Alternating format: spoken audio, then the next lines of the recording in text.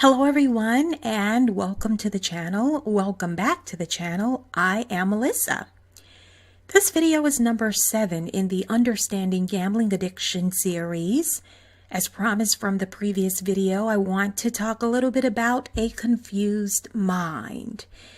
And let me just state before I get started that I am aware that not everyone has a problem with gambling addiction. If gambling is working for you, please carry on. These videos are designed for those who may have a problem with gambling addiction or may feel like they have a problem. And if you are one such person, please do not hesitate to call the National Council on Problem Gambling. That number is 1-800-522-4700. Let's go ahead and jump right in. Now, I want to begin by asking you all a series of questions. And we're going to kind of unpack them one at a time. But before I do, I want us to really understand that continuously losing your hard-earned money day after day, week after week, and month after month, year after year is very taxing on the mind. And this constant state of stress, eventually it takes a toll on physical health, as well as mental health, but we want to talk about the effects that it has on the mental state and the mind, and the state of confusion that it leaves you in after the continuation of problem gambling. Now, I'd like to begin by asking you all, again, just a series of questions. Let's go ahead and dive right into that. So let's look at the morning after and what that means. Well, waking up the very next morning and realize that what you did, because oftentimes with gambling, it's an activity that puts you in such a euphoric state, just a state of euphoria and oblivion. There's almost a sense that there is a detachment from reality. There is a zone or a trance that you go into.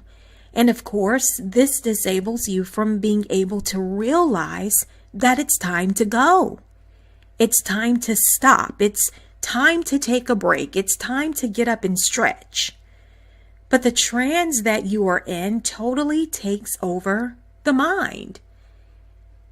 There is a high that you're on, and it's not until you've played to extinction or have run out of money when you come down from that high and leave that gaming establishment and go home without your money, without your paycheck, without your rent money, your car payment, that bill that was due.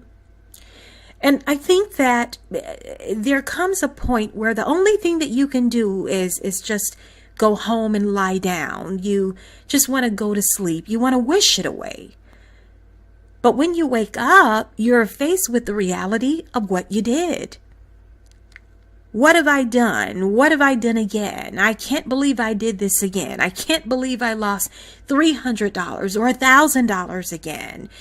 Because you tell yourself that you won't do that again. You want to remain asleep because that's a world where you're oblivious and you're oblivious to whatever it is that you're doing. And you want to remain in a place where you don't have to face what you've done. So the morning after, guys, is you having to face the money that you threw away the night before. So is this confusion? Is this a confused mind? Well, let's look at another question. How about the walk of shame? Have you ever walked out of the casino after having lost so much money that you just wanted to cry, and you walked out trying to hold your head up high, trying not to look as miserable as you feel? And of course, you don't want to make eye contact with anyone because the last thing you want anyone to do is see the pain in your eyes. Yet you have the sense that everyone who looks at you saw your misery and everyone knew what you had just done, that you had just sat there and lost all of your money. You feel like people can just kind of read your mind. Yet your mind is thinking on the way out, I've got to get it back. I've got to get that money back. So is this confusion? Is this a confused mind? Let me ask you, how is it that one has gambled for many, many years and has seen their life go to ruins, yet they continue to gamble with the hope that the next outcome will be different? If you go to the casino with the intent to win and you do win, but you continue to play just to satisfy that urge, and you end up losing your winnings, you end up spending more of your own money in an attempt to get back what you lost. But you already had what you lost. So you find yourself fighting to get back what you had in the beginning. Let me say that again, because I don't want it to sound like a bunch of just mumble jumble. I want you to really understand what I'm saying. You went into the casino with a certain amount of money. You had a plan to win a certain amount of money, and you did that. You won, but you played it all back. And now you're wanting to put on more money to get back what you lost. And then you're thinking, if I could just get back what I put on. But you had that when you walked into the casino. You already had what you're now fighting to get back. So now you've lost time and your money. And of course, you promise yourself that you're going to get it back next time. But the next time ends up being the same as before.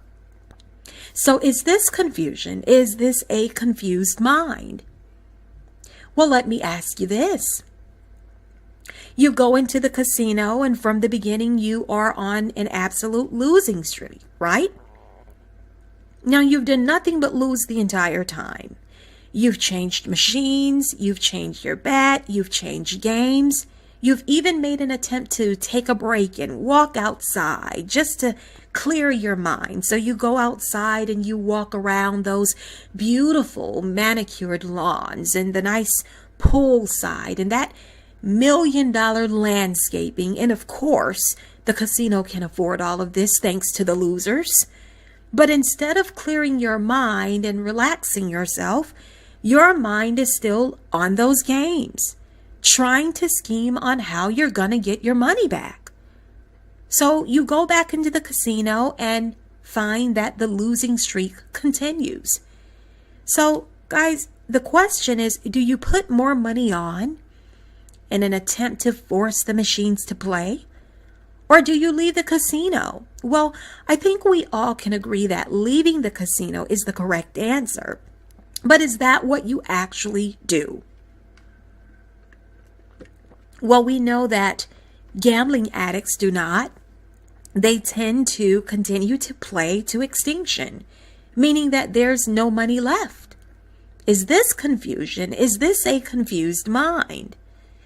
Now, let's look at a final question here, because this could go on forever, just considering the fact that you know what this feels like. You know what gambling addiction feels like. You know what all of these scenarios feel like. So you just win a large sum of money, and everyone is watching you. They're cheering you on.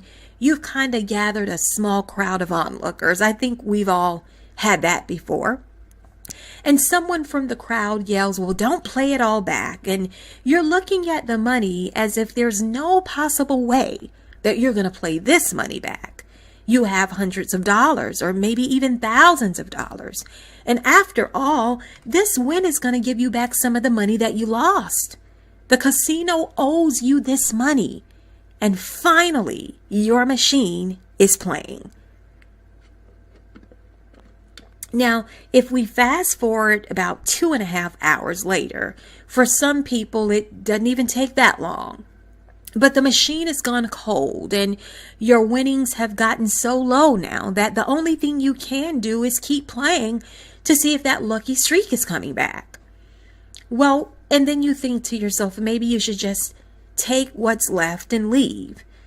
And in the midst of all of that madness, you're trying to decide what you're going to do, because now you're down so low that you're thinking, why not just go ahead and bet high, see if the money will come back, see if I'll get that big hit again, see if I can at least get most of it back.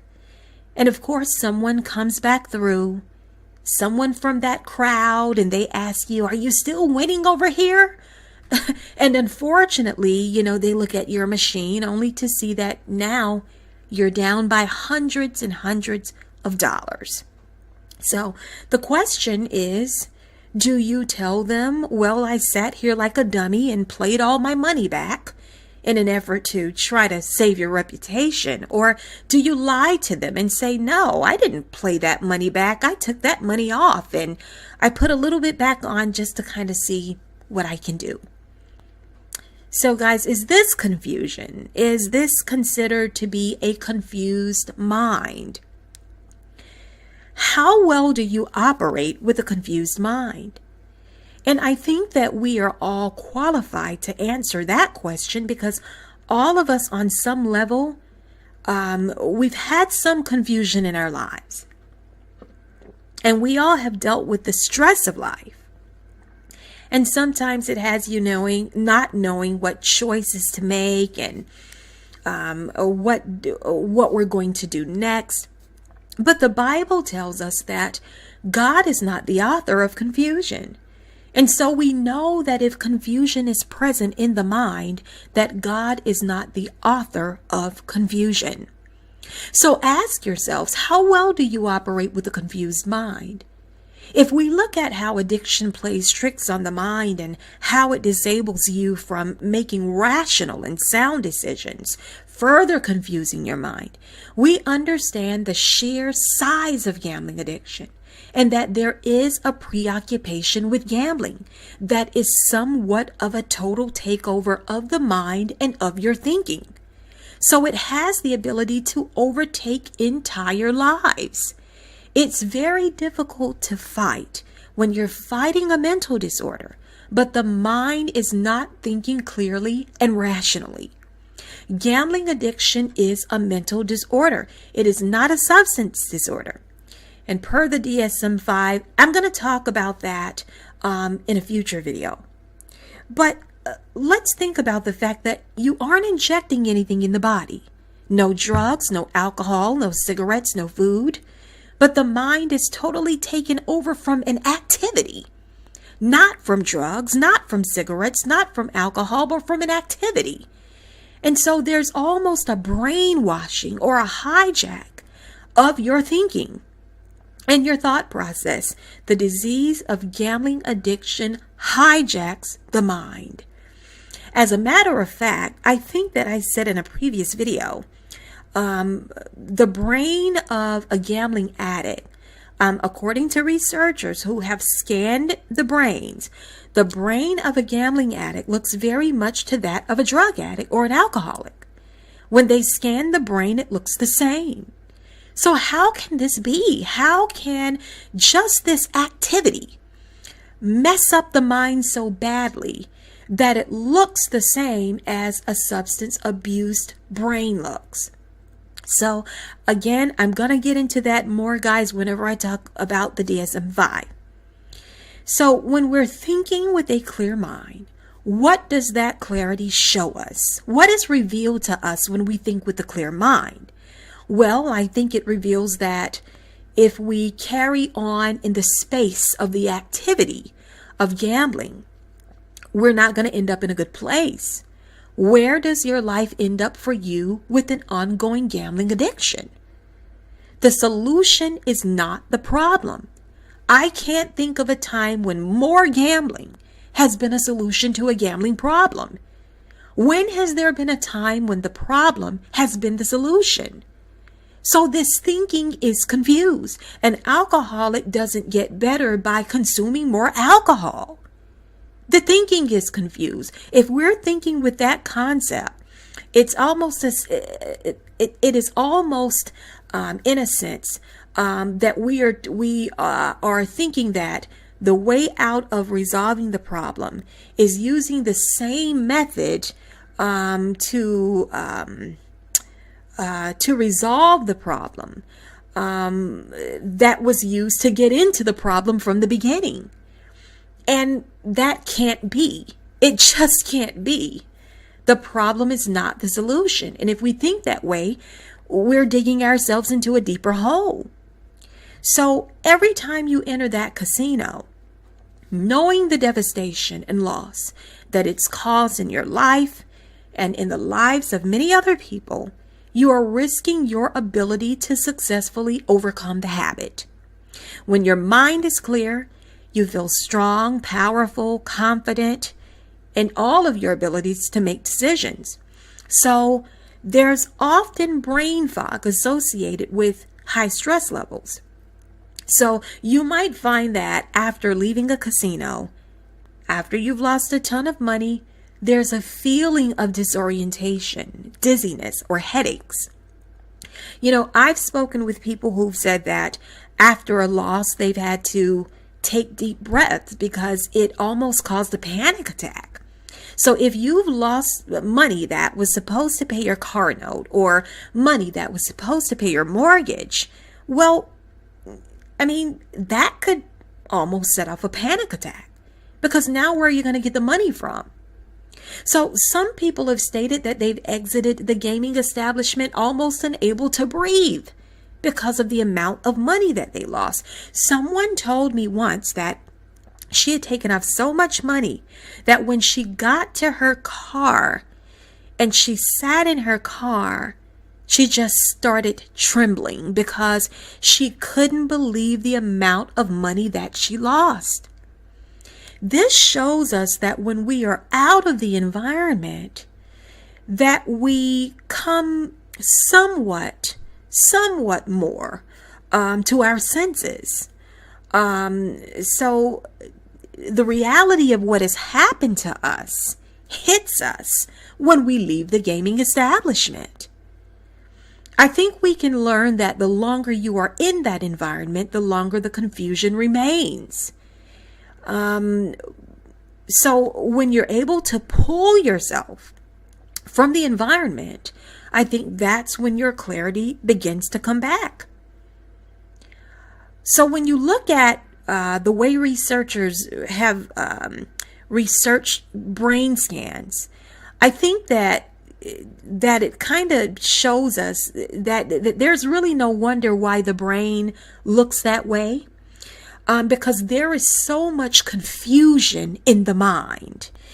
And if we equate this idea to stress, even through stress, because stress is an energy that we cannot see, but it can be detrimental to your health, even though you can't see it.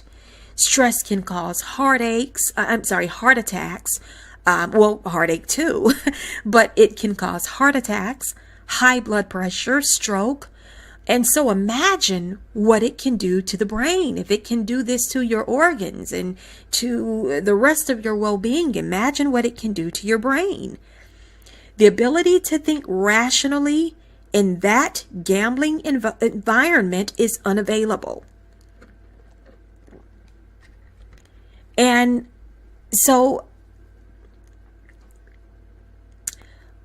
very similar to what I stated in my previous video, I think it was understanding gambling addiction, your brain, your mind. I think that we have to understand that the change all begins with the mindset. We have to create the mindset that we want to live a different kind of life. It begins in the mind. Anything begins in the mind first.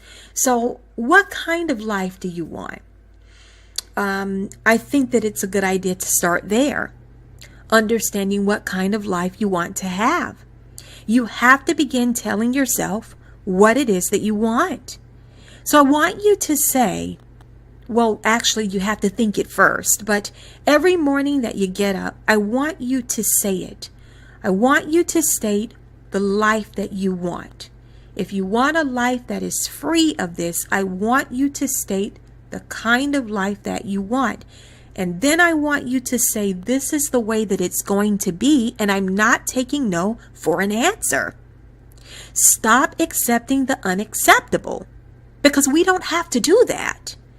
If you want to be free from this thing, I want you to say to yourself, I want to be free. I want to be free from this.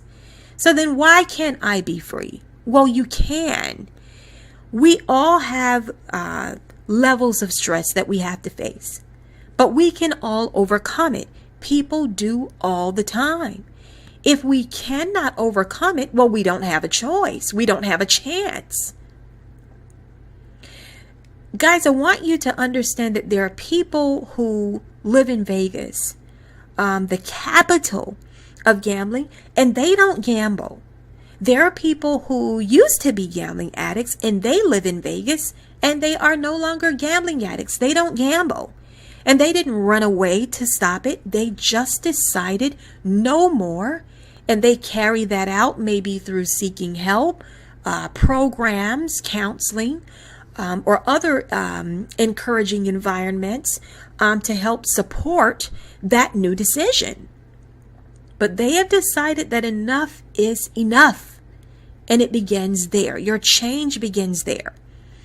And so my goal with these videos is to help you to understand gambling addiction and how it deals with you. But I want you to know that you're not supposed to be in this challenge for this long. You were not supposed to be here for this long. The ability to overcome any challenge, guys, is in our own hands. If it's not in your hands, then whose hands is it in? The work to overcome is not easy, but it is certainly well worth it. So, this is not the life that you want. And so focus on this idea that you're not going to accept this mess. You're not going to accept this as it is. It's not the life that you want. God has given you the power to overcome. And again, as I've said before, if we do not have the power to overcome, well, we're all just doomed from the start. There has to be a power within us to overcome. We all face challenges, things that come into our lives. And if we aren't careful, we will be destroyed by those things. But we have to overcome the challenge. Because this isn't the life that we want. And this isn't the life that God wants for us. Now, I did another video on overcoming the challenge. It's on the motivational side of the channel. So if you haven't seen that, take a peek at that video. You'll probably find that somewhat inspiring. But you guys, I think what I want to do, if not on the next video, probably on video number 9, is I want to do somewhat of a workshop. I think I'll do that in video number 9, because for the next video, let's talk about the source. Let's take a look at the causes of gambling addiction. And I think some of them you may find surprising, but we're going to try and research and look at the causes of gambling addiction. And you would just be surprised again at what some of the causes are. I think that some of them, we know that sometimes depression or, sometimes loneliness or things of that nature can cause it. But there are other factors that can cause gambling addiction. So stay tuned for the next video, Understanding Gambling Addiction, video number 8, The Source. And I think that the workshop will be video number 9, and I'm going to title that The End Game, because we want to focus on bringing the mess of it all to a close. Okay? So you guys, I will see you again in the next video, and I'll probably be visible in the next video. I don't know. I just feel like if I'm not visible, then we are somehow we're not really connected. I don't know. But I'll show myself in the next video, and probably video number 9. I'll go back to screenshots and things of that nature for the workshop. So yes. And guys, also I'm trying to start a Take 5 series on this channel, where I want to upload motivational videos under 5 minutes, Take 5. And so I'm going to try and kind of get that going as well. So please continue to support the channel. Subscribe if you have not. We'd love to have you aboard. And I will be back with video number 8. I'm going to try to get that done within the next 3 weeks. So please stay tuned for that. And I appreciate you all so much for supporting this series. You don't know how much I appreciate it. And you all inspire me to just do more and try to bring more information just to help so that we can help each other. Just to be better in life, period, because that is the focus of this channel, and I want to be successful with doing that. So guys, thank you again for your support. I will see you in the next video, and excuse me if I sound tired in this video, because I am, and it's very, very late. I'm not even going to tell you what time it is, but I have to try to get this in whenever I can get it in. So thanks again for tuning in. I will see you all on the next video. Good luck on your journey and your life. God bless you.